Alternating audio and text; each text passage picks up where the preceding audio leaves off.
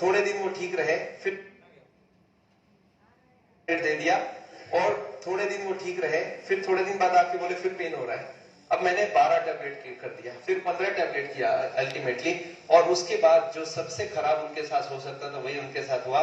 ही suffered heart attack, और मेरे ही hospital में उनको एडमिट किया गया।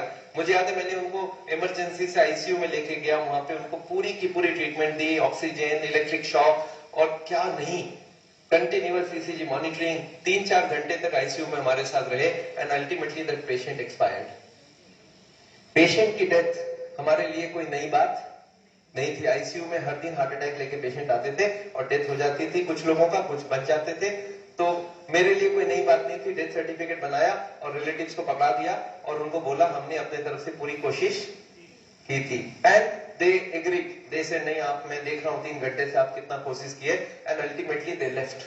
Chapter was closed, but for me a new chapter started. इस बार मुझे सोचना पड़ा कि इस पेशेंट की डेथ क्यों हुई।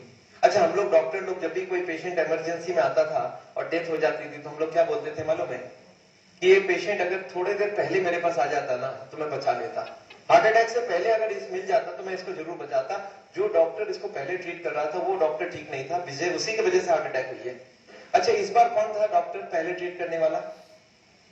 पहले भी मैं था और बाद में भी मैं था, तो गलती हुई हो तो दोनों तरफ से मैं ही।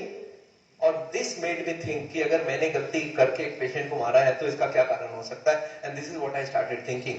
And then I suddenly realise कि वो पेशेंट जब मेरे पास पहले आए थे तो उनका खाना पीना बहुत गलत था। खूब मीट खाते थे, खूब मक्खन खाते थे, he was not exercising, he was smoking.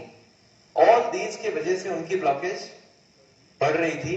मैंने 6 की जगह 9 टैबलेट लिख दिया, फिर ब्लॉकेज बढ़ी, मैंने 12 टैबलेट लिख दिया, फिर ब्लॉकेज बढ़ी, मैंने 15 टैबलेट लिख दिया। इसका मतलब क्या था कि मैं I was helping him to die, and that day suddenly I realised करीब करीब सारे कार्डियोलॉजिस्ट यही काम कर रहे हैं। वो पेशेंट को बता नहीं रहे आपकी ब्लॉकेज हुई क्यों है, क्या करना चाहिए, क्या नहीं करना चाहिए, दवाई देके छोड़ देते हैं। And that day I was suddenly upset. मैंने नेक्स्ट दिन अपने बॉस को पकड़ा, मैं बोला सर मैं आपसे डिस्कस करना चाहता हूँ। वो बोले क्या चीज? मैं बोला बहुत सीरियस बात डिस्कस करना चाहता हूँ। वो बोले पेशेंट की डेथ। मैं बोला नहीं, पेशेंट की डेथ नहीं डिस्कस करना चाहता हूँ, मुझे लगता है पूरा मेडिकल साइंस गलत चल रहा है, कार्डियोलॉजी पूरी सिस्टम गलत चल रही है। मेरे बॉस ने मेरे को क्या बोला मालूम है, तुम्हें क्या लगता है इतने बड़े बड़े डॉक्टर्स हैं। मैंने उनको एक क्वेश्चन पूछा, sir what is this treatment where the disease grows? Treatment हो रहा है, बीमारी बढ़ रही है, कैसा ट्रीटमेंट है? मेरे बॉस ने मेरे को बोला था तुम्हें क्या लगता है सारे कार्डियोलॉजिस्ट गलत रास्ते चल रहे हैं? मैं बोला एग्जैक्टली मेरे को यही लग रहा है, पूरा सिस्टम गलत रास्ते चल रहा है। उन्होंने बोला कैसी बात कर रहे हो, you are such a small doctor, you are questioning the medical science. मैं बोला सर मेरा कॉमन सेंस बोल रहा है अगर बीमारी रोक नहीं रहे हम लोग तो कर क्या रहे हैं? मेरे बॉस ने मेरे को समझाया था, Vimal you can't change the system, तुम वही करो जो सारे लोग कर रहे हैं। पेशेंट क्या खाएगा, क्या नहीं खाएगा, कैसे रहेगा, ये अपना हेडेक नहीं है, उनका हेडेक है। अपना काम है दवाई लिखो, बस चलने दो उनको, जैसा चलता है चलने दो। उनकी कंडीशन बिगड़ेगी तो दवाई बढ़ा देना, और बिगड़ेगी बढ़ा देना, और हार्ट अटैक हो जाए तो बचाने की पूरी कोशिश करना, और डेथ हो जाए तो सर्टिफिकेट देना, तुम्हारी duty complete. And that day I was very upset. And that day I made up my mind कि no, I'm not going to do that. और मैंने उस दिन एक काम कर लिया था, कोई भी पेशेंट मेरे पास आता था मैं उसको समझाता था कि देखो ये दवाई मैं दे रहा हूँ, पर ये दवाई खा के आप कभी ठीक नहीं हो सकते।